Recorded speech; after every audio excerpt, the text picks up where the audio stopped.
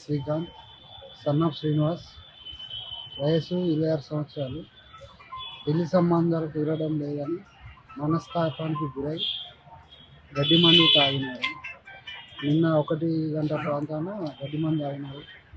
అతన్ని జమ్మికుంట హాస్పిటల్కి తీసుకుపోగా చికిత్స నిమిత్తం 2:15కు ఆయన చనిపోవడం జరిగింది. అతన్ని పంచనామా రిపోర్ట్ తీసుకొని స్వగ్రామం చేరుకోవడం జరిగింది. అసలైన తొలి వెలుగు.